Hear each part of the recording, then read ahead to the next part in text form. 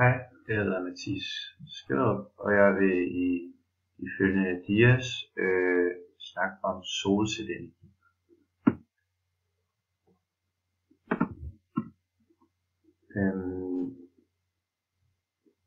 Jeg vil generelt snakke om, hvordan et solcelleanlæg det fungerer, og det synes jeg er relevant at kigge på, da der i dag bruges kæmpe store mængder af energi, der blandt andet bruges på at opvarme brugsvandet og boliger rundt omkring i verden.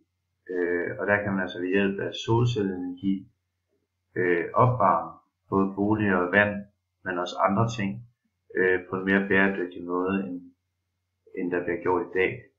Solcelleanlæg er allerede en meget udbredt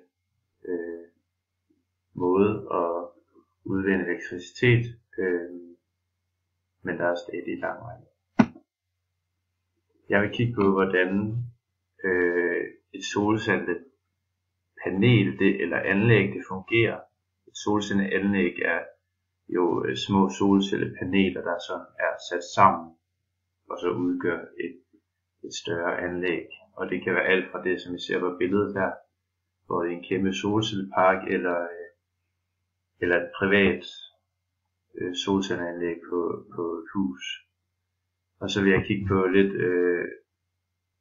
kigge på effektiviteten af et solcelleanlæg, altså hvor meget elektricitet der kommer ud af den energi, der bliver tilført. Og så vil jeg lige gennemgå på hvilke parametre det kan optimeres, men ikke komme ind på specifik optimering. Et solcelleanlæg det fungerer altså ved at solen ligesom har nogle solstråler, der består af fotoner, som rammer på pladen, på den yderste plade i solcelleanlægget. Og solcellen den består først af et lag af silicium, som er tilsat små mængder af fosfor, og et andet lag, der er tilsat, eller et andet lag af silicium, som er tilsat små mængder af bor. Og grunden til, at der er tilsat de her to forskellige stoffer, er simpelthen for, at der kan komme en elektrisk ladning imellem. Altså der bliver dannet et elektrisk felt inde i den her solcelle, da i siliciumlaget, hvor der er tilsat fosfor, kommer et lille overskud af elektroner, da fosfor har 5 elektroner i yderste skal, og den bliver sat sammen med silicium, som har 4 elektroner i yderste skal. Altså kommer der 1 elektron i overskud for hver fosforatom, der bliver tilført. Og i siliciumlaget, det nederste, hvor der er bor tilsat, kommer der altså en elektron mindre, da den har 3 elektroner i yderste skal. Og derved dannes der det her elektriske felt i midten. Og så når fotonerne de rammer det her yderste lag, som vender ud mod solstrålerne, så bliver der altså slået nogle elektroner løs i det her yderste lag, så der bliver frigivet elektroner. Og det er så dem, man udnytter til at danne den her jævnstrøm, som bliver omkonverteret til vekselstrøm, som man så kan bruge ind i husene. Og her kan man så se, om sommeren er der selvfølgelig mange solskinsetimer, hvor en husstand generelt set bruger mindre elektricitet, end der bliver frigivet af solcellen, og om vinteren har man så brug for at få tilført ekstra. Det er også en af de problematikker, jeg kommer ind på senere. Og så har jeg taget udgangspunkt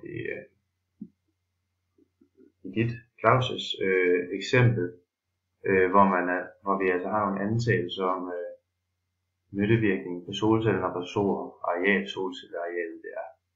Og her har jeg sat 40 kvadratmeter, og så effektiviteten på nogle af de bedste solceller i dag, de har altså helt op til 20% nyttevirkning. Og nyttevirkning, det siger altså noget om den energimængde, der bliver tilført over den energimængde, som rigtig, altså som bliver omdannet og kan bruges. Altså, det siger sådan noget om mængdeforholdet af den tilførte og den brugbare energi. Og her kan man så se om vinteren, at vi har en strømtilførsel på 25 watt per kvadratmeter. Og det kan vi så se. Så plotter vi værdierne ind. Nyttevirkningen er sat 20% af arealet, altså 40, så får vi altså en værdi på 200 watt. Og det giver 4,8 kW til en daglig energiproduktion om vinteren. Og hernede kan vi se sommerproduktion, og så hernede så kan vi lige se, hvad en enkelt person forbruger på en dag. Og her kan vi se, at om vinteren, der er produceret en hel husstand, altså kun lige nok til en enkelt person. Så hvis der altså bor flere end en i huset om vinteren, så er det ikke nok, så bliver der ikke dannet nok strøm til hele husstanden.